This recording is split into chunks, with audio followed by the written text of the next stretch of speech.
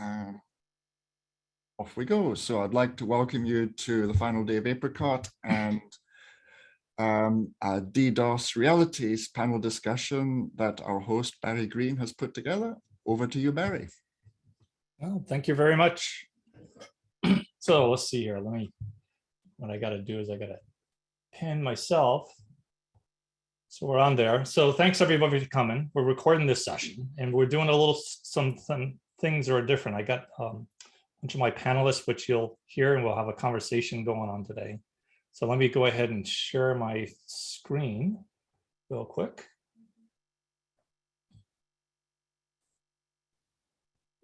Get the white screen right there. Okay.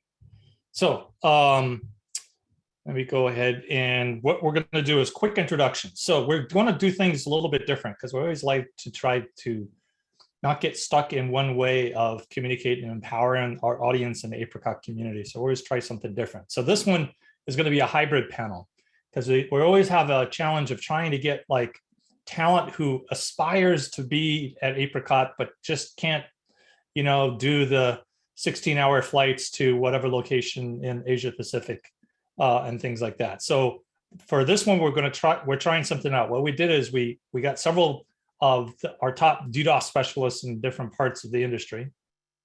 They agreed to go through 4 different questions, and we pre-recorded them. All right, and then we're going to watch one of the questions, and then we're going to have a conversation and a Q&A session. So if you have questions about DDoS or things like that, you know, this is a good time to ask, because the collective experience is decades of collective experience of all the different panels. We got some of those prestigious DDoS specialists in the world who are eager to help others do their best to secure their networks. And if people like this format, we'll try it again. We'll do some more stuff with it. The idea around this is create a tool. So one of the purposes we're looking for a tool like a format like this is to give an engineer who's sitting in a telco who's trying to explain to that person's bosses that we really need to pay attention to DDoS resiliency and our network architecture, and hey, let's listen to these people. And pull up the videos of these interviews and say, look, this is what they're going through. This is their experience with it. We need to pay attention to wake up. So, so this is kind of like one of the intents of seeing if this is a format that can help out with the community. So the people we have who jumped on to interview, and some of them are here with us tonight.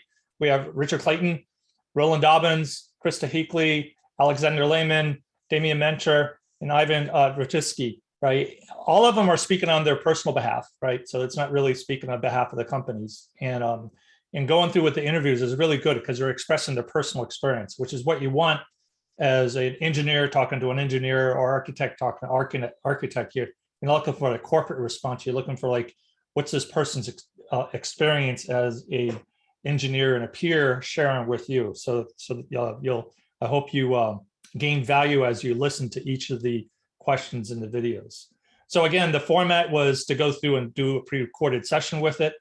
What we're going to be doing now is moving to the first question. I'll walk through the questions we asked, and then we'll move to the first question. We'll listen to that. And then when we get to the end, we'll introduce the panelists who are with us, and we'll go through and have a Q&A session and have things with that. Now, notice on these slides, I put the link out to these slides. The videos we already posted up on YouTube. So right after this, you can watch the other questions. So this is the first question that we're going to be listening to, which we ask people what the worst DDoS attack you've seen and how do they define worse, right? Then the next question we ask is, okay, what do you do to defend against these worse attacks? And the reason why we said have a definition of worse attacks is you talk to different people in different parts of the industry, worse will be different from others, right? You know, what's worse to me as a telco is different from a cloud provider, which is different from a bank, right? What is worse? So it's always important to define those things. And then we asked a magic wand question. If you could change anything, what would you change, right?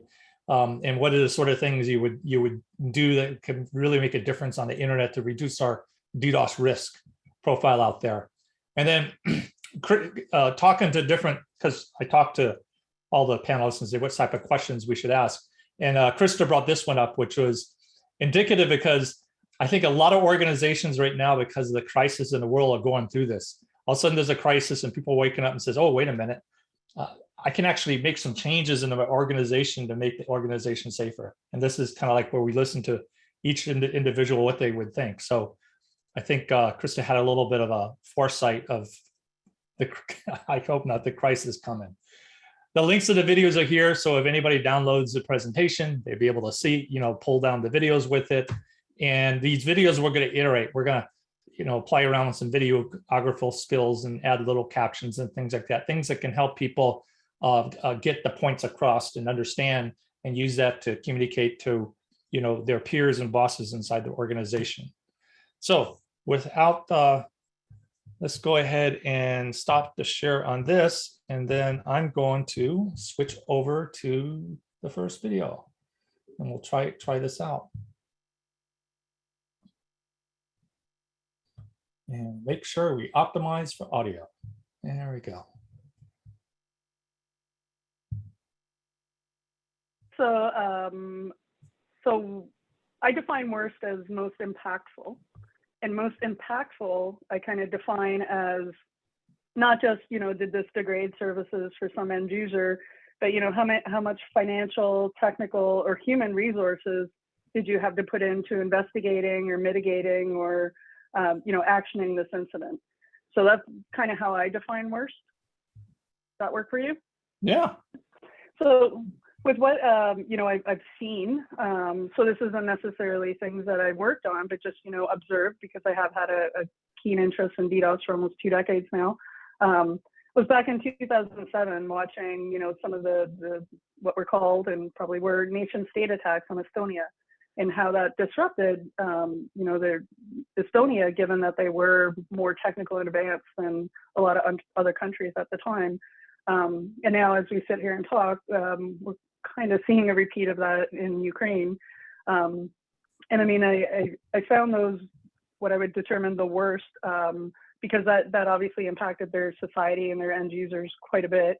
And it was a lot of financial, human, and technical resources involved in, mitigating that and eventually investigating it.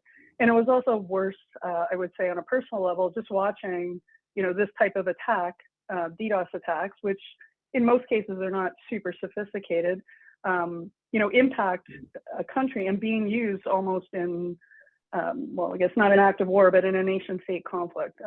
So that was one of the worst I've seen. The worst I've personally experienced was not with my current organization, but a past organization. It wasn't, it was about 5 to 6 years ago. It was approximately only 100 gigabit per second attack. So not overwhelmingly huge for an operator. We did have proper DDoS mitigation. But this particular attacker, they were taunting us on our formal social media, which actually took a couple hours to determine. But we were seeing intermittent on and off DDoS attacks, very specifically and almost surgically kind of targeting our pain points on our network. And given, that went on for that incident went on for approximately 72 hours. And this individual was on Twitter, announcing stop, start, what they were going to do next. They were changing from UDP reflection attacks to SYN floods to, so a lot of manual mitigation was involved. And again, it was 72 hours. Personally, I slept very little during that time, as did others on my team at the time. So again, it wasn't a super sophisticated attack.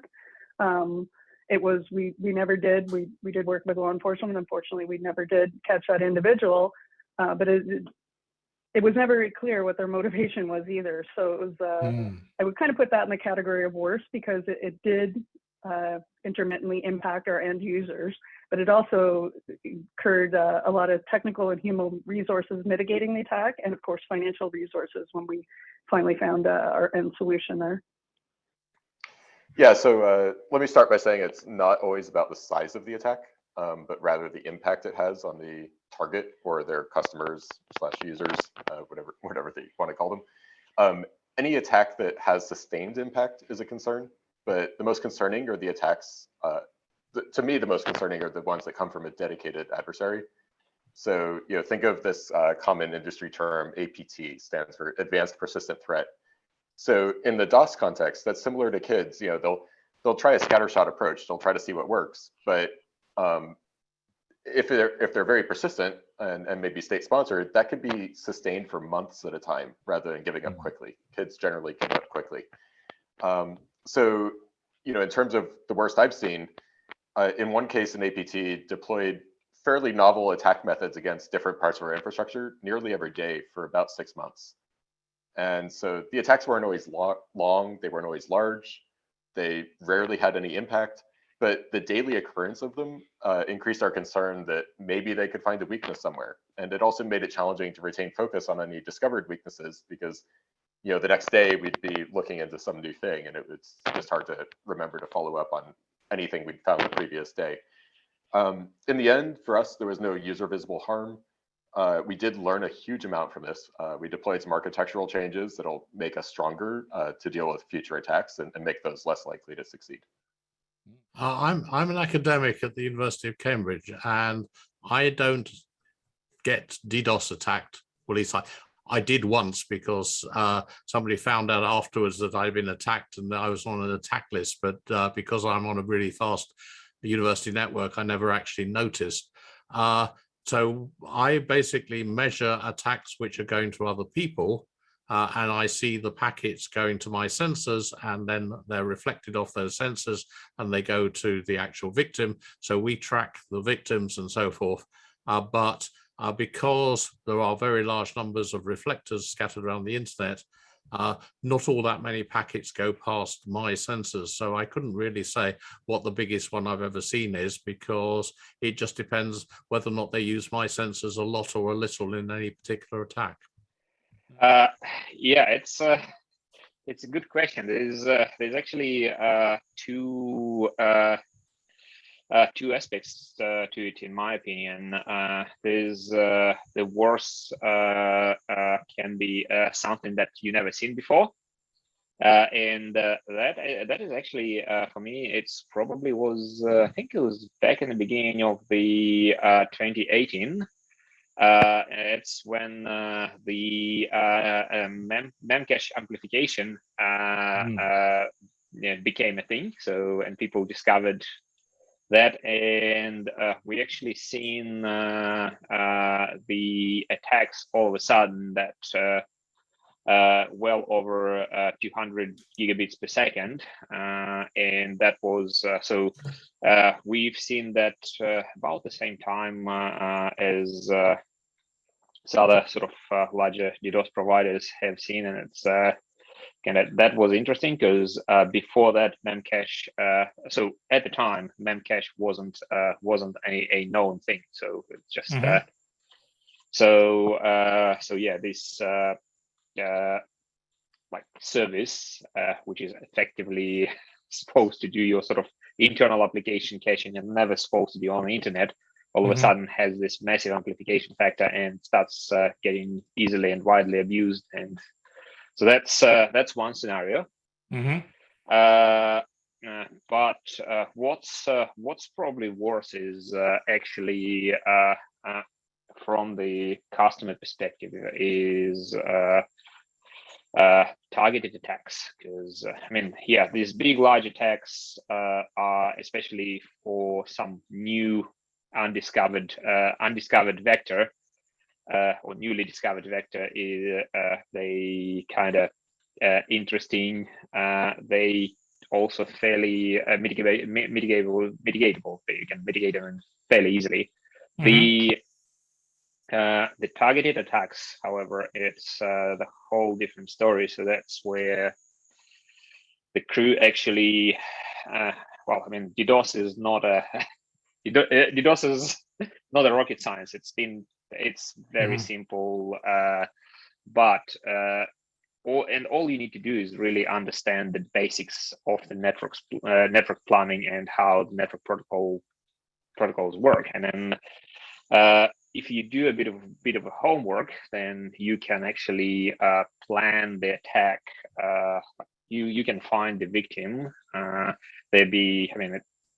Most of the stuff we see is obviously extortion related, but you can find the victim and find what's vulnerable and actually work out a viable strategy on how to keep that victim impacted, because you can someone who's done the homework, they actually can take multiple angles, multiple styles of attack, and they do understand if if simple volumetric stuff to choke victims connection doesn't work, hey, how about those authoritative name servers which sitting over there, and let's just knock those, and then when the domains TTL expire, then yeah, all of a sudden all sorts of outages happened. Wow. Yeah. So that's I guess those sort of pre-planned attacks are scary, I would say, from the victim perspective. They're scary because they can it's basically ongoing mitigations, and then the attackers just change their techniques and they have stuff repaired. But on the other hand, so the victim was likely chosen because they had these exposures. So if an organization can have a look at their exposures, and it's basic stuff. It's resiliency of your kind of main internet pipeline. Don't have all your eggs in one basket, right? So it's don't have your sort of general internet connection and your critical services on the same pipe. Don't have your DNS on some sort of a resilient infrastructure and all of that stuff. So if you kind of understand your external exposures and done your homework, it's not easy to mount a targeted attack. I will start with the last question, and it's really easy one because it's the easiest one. The worst attack is attacks that you can't really mitigate in a sufficiently short time frame that it does not affect your business in considerable ways. So attacks that you could not mitigate, it's the worst. And for the second question, actually, this is a really hard one because I have two candidates, and I'm really like on the edge discerning which one is the worst, but I will probably start with the one that is common for most organization sizes, from really small business to the enterprise. And it would be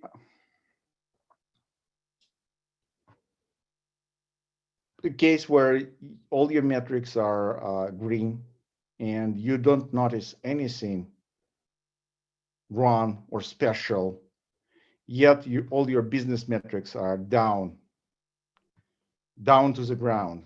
Your business basically is not functioning. And this is usually the case when you have a blind spot in your metrics. You forgot about some backup channel, or you're missing some very important, for example, TCP/IP semantic metrics.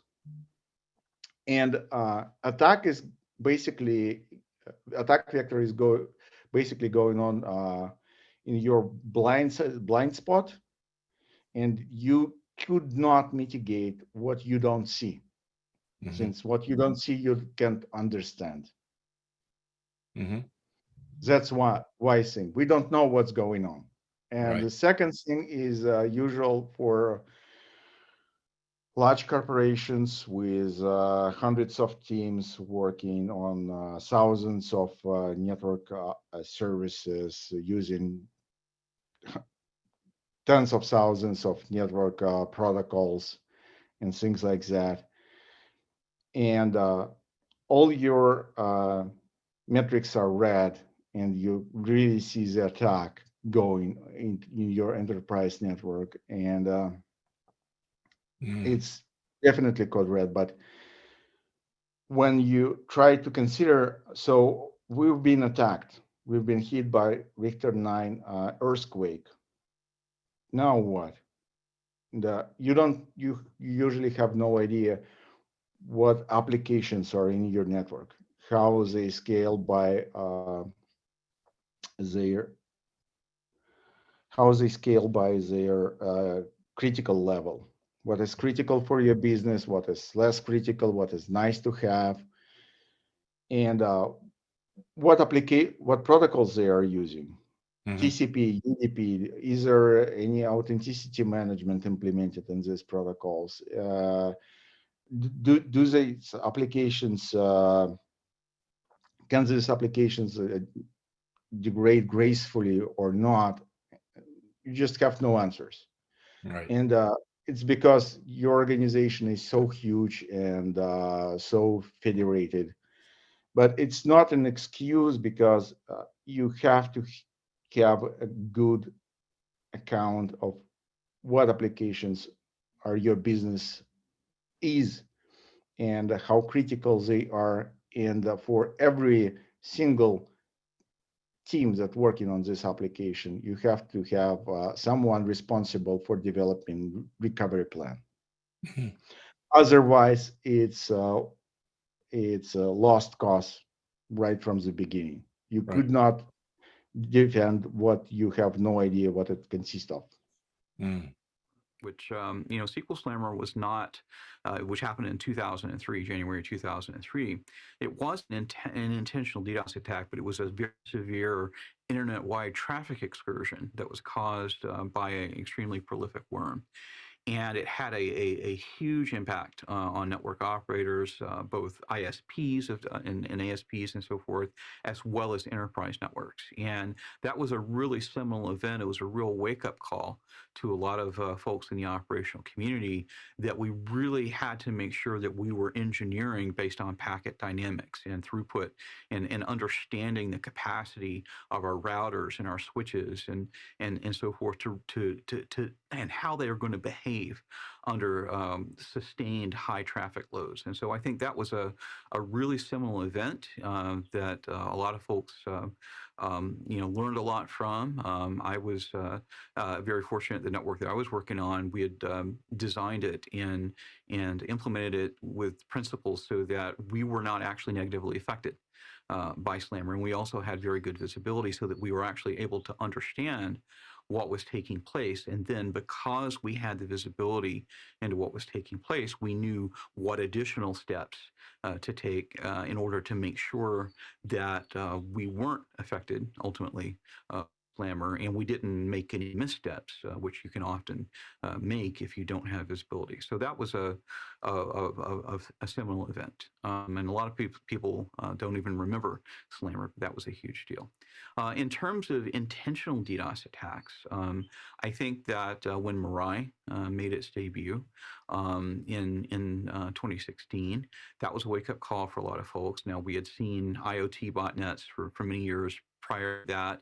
We've seen DDoS for hire services for many years prior to that, and weaponizing things like reflection amplification attacks, which even makes the most unskilled miscreant able to put a lot of packets and a lot of bits on target. But the wave of DDoS attacks that were initiated when Mirai made its debut with a lot of high-profile targets ended up congesting peering links, and again, some of the same types of symptomologies that we saw with SQL Slammer and with other large-scale DDoS attacks writ large. So that one was certainly a big one as well. And then one bonus I'll give you very quickly is we've always had, ever since we've had DDoS attacks, we've had the more casual attackers who just let it rip, and there have been the smaller cadre of the more skilled attackers who do extensive pre-attack reconnaissance, and they identify the different elements in the service delivery chain to go after in terms of network infrastructure, API endpoints, things like that. And I fought some interesting duels a few times with some very skilled attackers who had done their pre-attack reconnaissance and who would actually, I could tell by the way that they were reacting as we would employ different defensive measures, that they had actually gamed out a few steps in advance as to what they thought we would do in order to be able to defend. And thankfully, I'm batting 1,000, knock on wood, and have been able to defend against those attacks. But we're really living in an age now of adaptive DDoS attacks, where this is becoming a lot more common. And so, dealing with some of these very old attackers who react very well and have a plan can be very time-consuming. Sometimes it can take multiple hours to really be able to pin them in a corner and deal with all of the tricks that they have in their bag.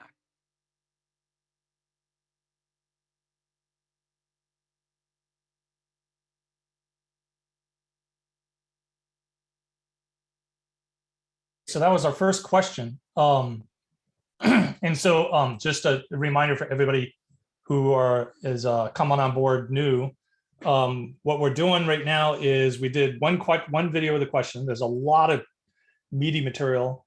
And at one time I was thinking about trying to edit it down, and there's so much knowledge being shared, I don't want to edit any of it out. So what we did is it's in the slides, you can see it, and also drop it into the chat here so everybody can see it here. So it'll be multiple locations, and also be posted on the APRICOT site for this session. So you have the videos posted here. So on your own, you can go and listen to question 2 and 3 and 4, and there's a ton of materials out there. And there's one addition that I'm probably going to do is pull a couple of them out where they got kind of like an extra video. So what we're going to do right now is we got Damien and Ivan and Krista and Roland, right, who are in overlapping time zones that fit over here. So we have them live going on right here. So they got their sessions turned off here. I'm going to unpin me, make sure my pin's off. So that way the video will move around. We're different people. And so I'm going to start just do a quick go around on, let's take the topical things. Maybe a quick 1-2 minute. We'll start with Damien. Given the anxiety going on in the world right now, what's a couple of things that's top of mind for your DDoS resistance? I'm just kind of give a quick introduction of yourself and kind of like, what's your top concern with this, with the Russian-Ukrainian activity going on? Okay, that's a big one. So quick intro, I'm Damien from Google. We're obviously tracking all of the events going on here. There's a lot to worry about. I think for me, the most interesting thing about this is, it's that last question we had of how do you make sure you never let a good incident go to waste? Right now, everybody is using DOS attacks to target everything. We have seen attack infrastructure used to target Ukrainian websites. We've also seen attack infrastructure used to target Russian websites.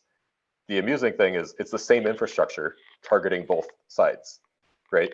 And we've also been a target of this for months or years. And everybody is a target. It's just common infrastructure that everybody is using.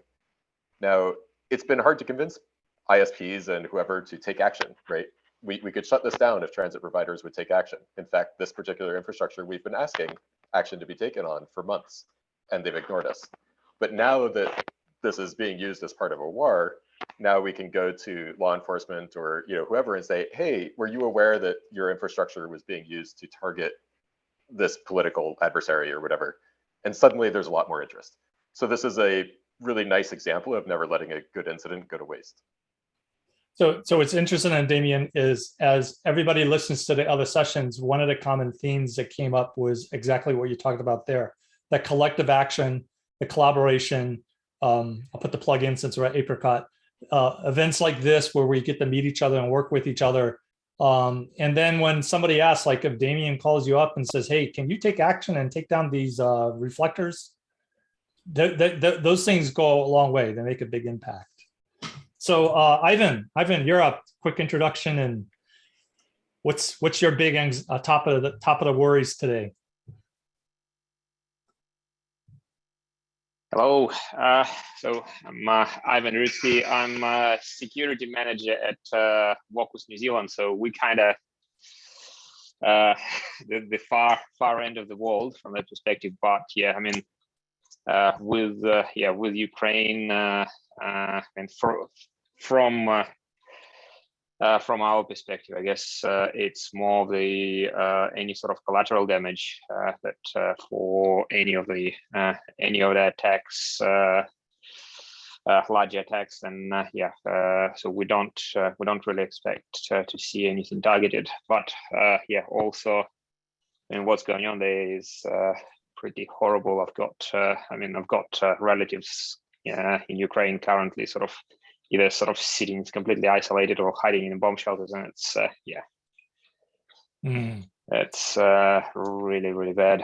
Yeah, these things affect people in unfortunate ways. Yes. Well, hope for the best on that, and Rowan. Sure. In terms of what we're seeing with the current imbroglio that's going on, we're seeing a lot of attacks. We've seen, I think, certainly more than 2,000 over the last couple of weeks, targeting very specific infrastructure. So far, the vectors that we're seeing are vectors that are well known.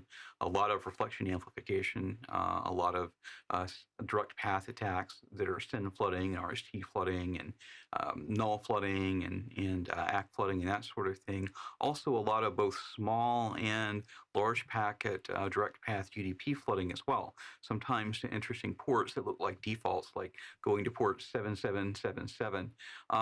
One thing that we're looking into is we're getting some indications that some servers that are extranet partners with organizations in other parts of the world may have actually been popped and are being used to do things like scan for reflectors and amplifiers, probe, doing a pre-attack reconnaissance of other systems, and even launching some outbound DDoS attacks. And so, we're looking at those indications. Something else that we're seeing is some what may be, and we're not sure about this, is some deliberate spoofing to try and induce organizations to deny legitimate comms from certain source networks and we believe that what may be happening is the attackers may be spoofing the IP addresses of those networks and launching DDoS attacks in order to try and provoke the defenders into blocking traffic. So those are some of the kinds of things that we're seeing. One other thing is this a little bit unique is we've seen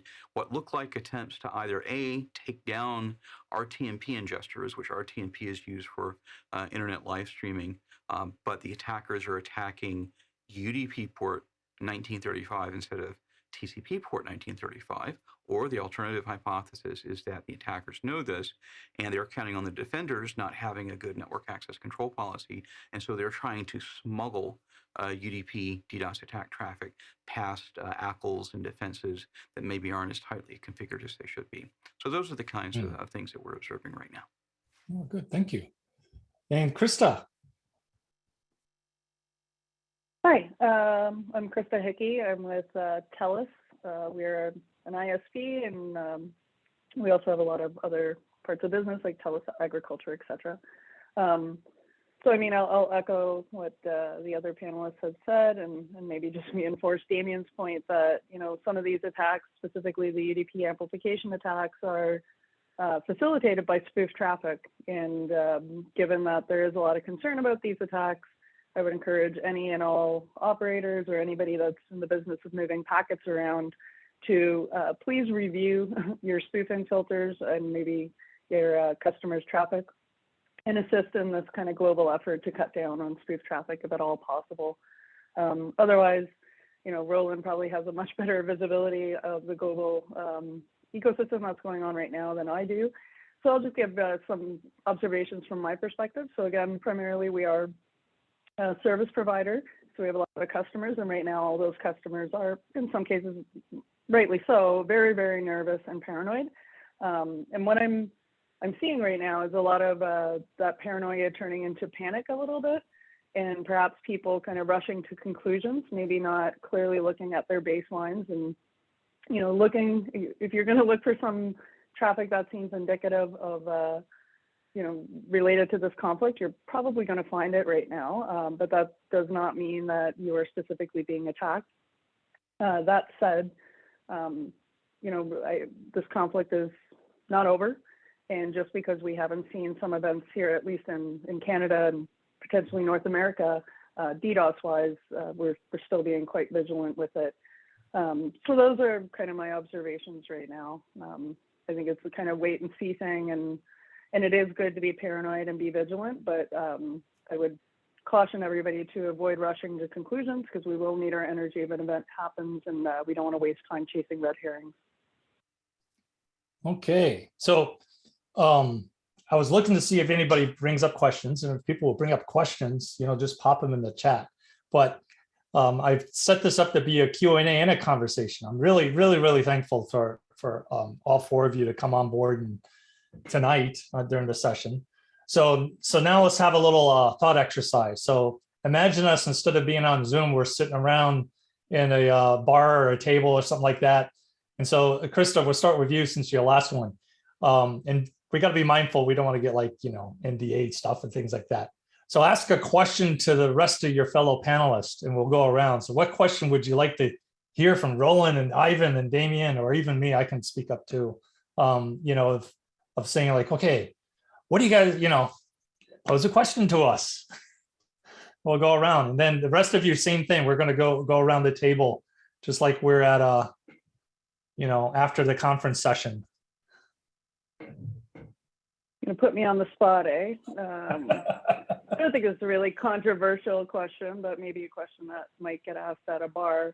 And it's kind of a bit cliche, but you know, what is the somewhat feasible, like you see it could be a possibility in the next 1 to 2 years, DDoS or DOS attack that would keep you awake at night? So, Damien, you want to go first? We'll just kind of go around the table that way. We'll keep you up at night. Yeah, so I think, you know, I used to worry a little bit more about things, but, you know, monitoring, being, for me, the most important thing is being aware that there is an attack, that there is some sort of problem with an outage, and having it be escalated. I sleep better knowing that people will wake me up if they need to. I also have a team on the other side of the world, so, you know, generally we just pit people on whichever side of the world the sun is on, or the ones handling attacks.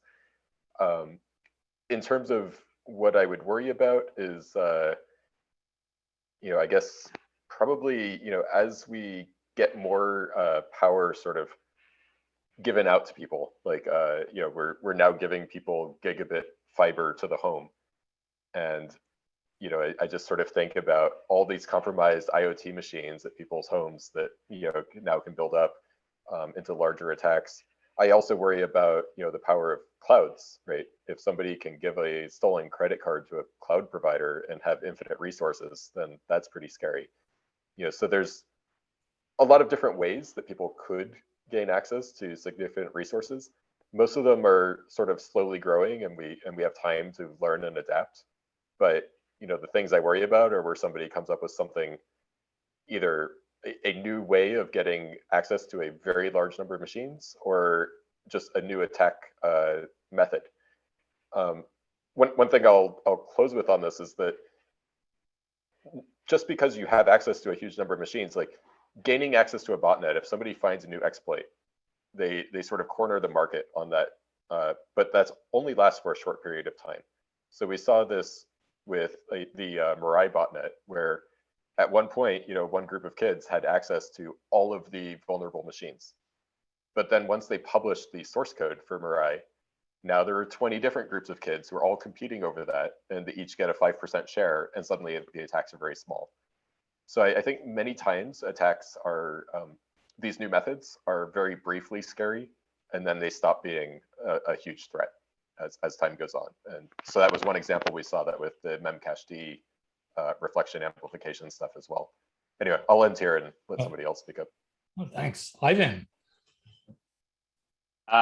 IPv6. So, and specifically IPv6 and large cloud platform abuse. I think that's what will keep me awake in the next few years, for sure. I mean, we kind of largely dual stack already, and we already seen some humble beginnings of that, and yeah, I think it will grow. Wow. Roland. Outbound and crossbound, very specifically both with the wireline home broadband as well as 5G now, because we're really seeing quantum increase in speeds and throughput, and we're seeing many more devices are going to be put online. And I think that's outbound and crossbound has always been a problem, because obviously DDoS packets originate somewhere, and so this is going to be a big challenge. I think that we as an industry are going to be forced to move away from a default posture of DDoS defense and move towards a default posture of DDoS suppression. And I think that's really important. And the access networks have a very big role to play on that.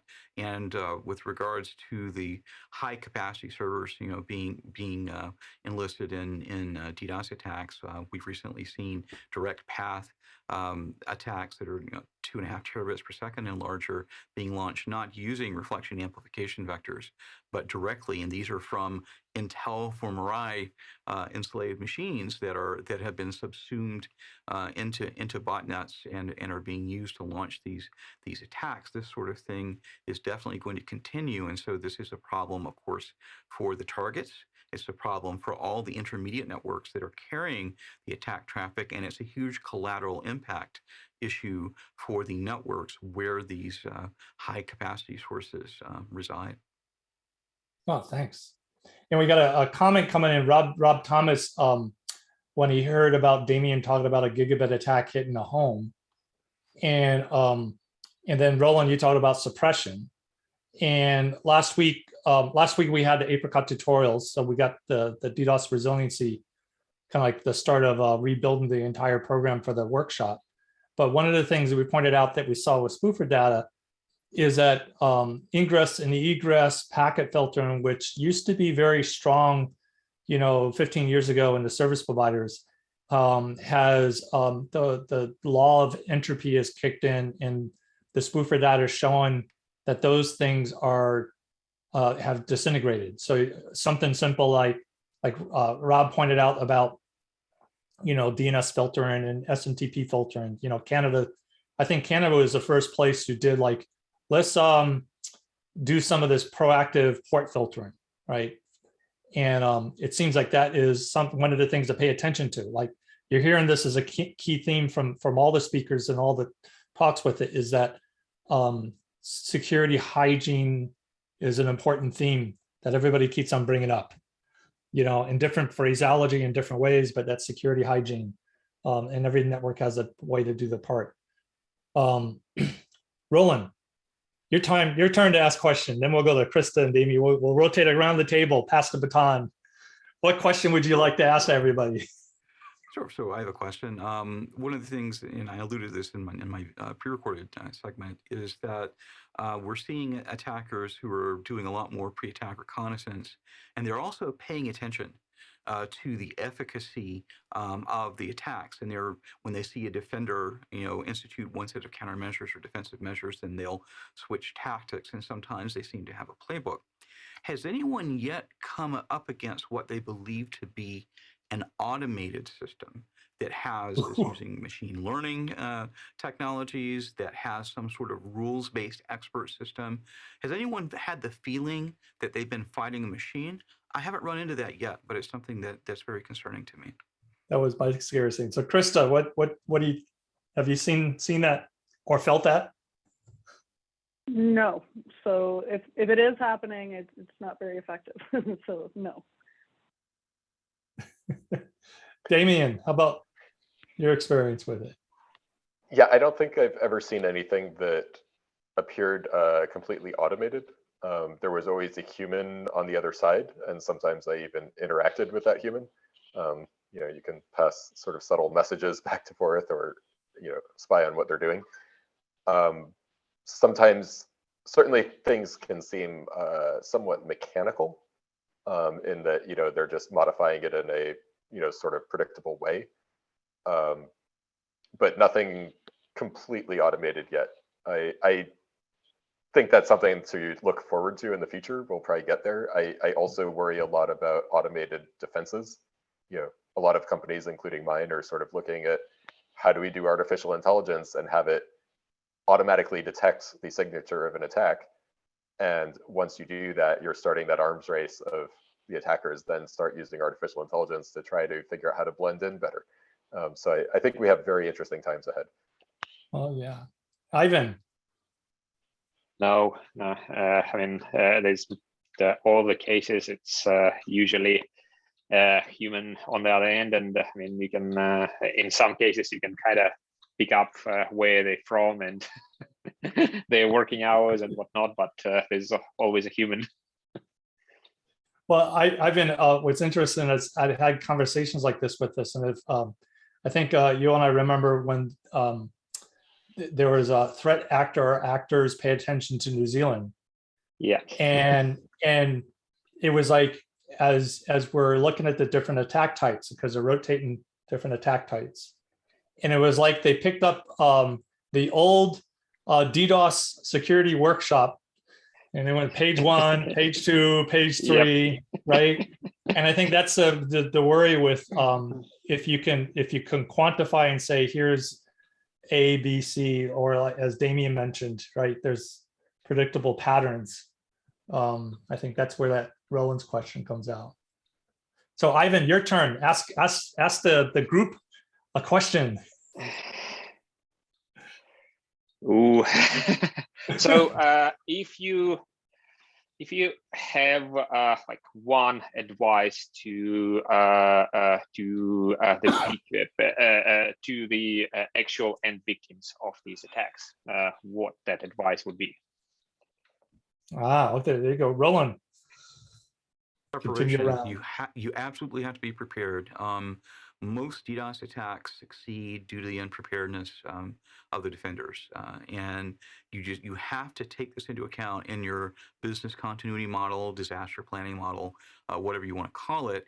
You have to say that I'm going to put availability at least on the same level of importance as I place confidentiality and integrity. Because if you lose availability, I guess you have perfect confidentiality and integrity because nobody can access anything. But we really, really have to see that, because when you're talking about availability, especially, you can't, and I work for a vendor, full disclosure, but you can't just buy boxes or buy software and install that and then say, okay, I've solved DDoS. There are actually architectural principles that have to be imbued in the network design and the ancillary supporting services, and there are operational practices that have to be followed, and you have to have a plan, and you have to have escalation paths and all these different kinds of things. And at 4 in the morning on a Sunday, when everything's down and management are screaming, is not the best time to figure that out. So prepare, assume the worst, be prepared to sustain 100% of incoming traffic as being hostile, and you'll be okay. There you go. Oh, Krista. What's the advice? Well, I think the question was what advice to those victims? So I'm going to assume that at this point they haven't heeded Roland's advice and they have not prepared. So I think my first piece of advice would be don't panic. That's not going to help anything. Analyze the data that you are able to obtain, and also understand what impact this is truly having to your business. A website going down that as others have mentioned, that may not have that much material on it, may not be that big of an impact to your business. And then finally, to the best of your ability, capture as much information as you can throughout that incident, so that later on you can have a post-mortem on that incident, understand where your gaps are and lessons learned, so that next time, because there is going to be a next time, you're going to be better prepared for it. Oh, great. And Damien. Yeah, so I think for me, the key thing here is to remember that DDoS, even if you're not receiving an extortion threat, is really an issue of financial impact. You're receiving financial impact to your business, and you need to figure out what that financial impact is and how severe is it.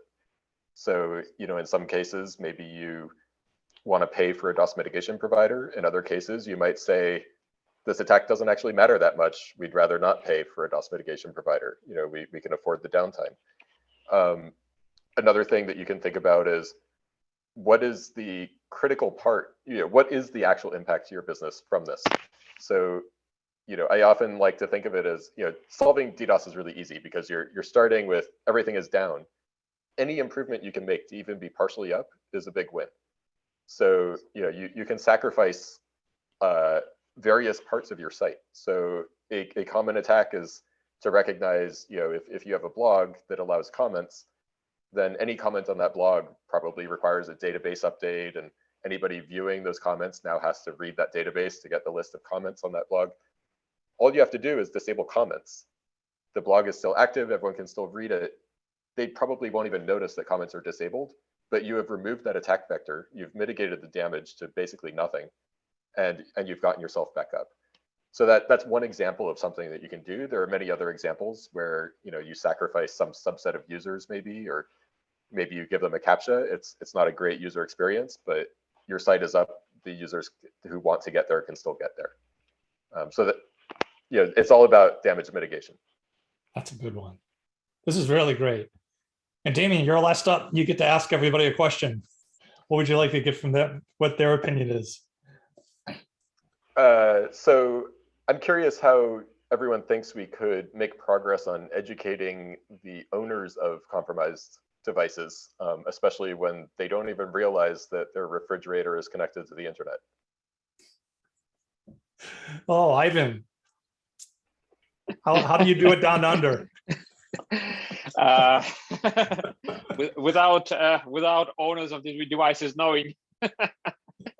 So, we operate a couple of kind of reasonably large fixed line internet service providers here, and for a few years, what we actually have been doing is by default, then a customer subscribes, and then by the way, majority of our customers these days are 1 gig fiber.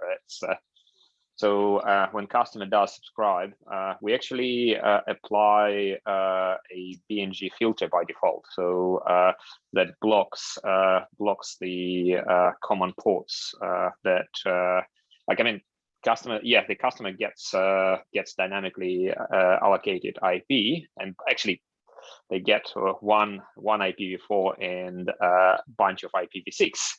But then does this customer doesn't need to run a NTP server, DNS server, or even a web server. So so most common abused ports are blocked by default on the BNG. And if customer willing to or needs to expose themselves or expose some services, they can go to the self-service portal, tick the checkbox and disable it, but by default it's enabled. And for most people, that just works. So that's good to hear. We probably want to do a session on how you guys set up that architecture for others to learn. Roland. I think the most effective security tool that any access provider has is the AUP.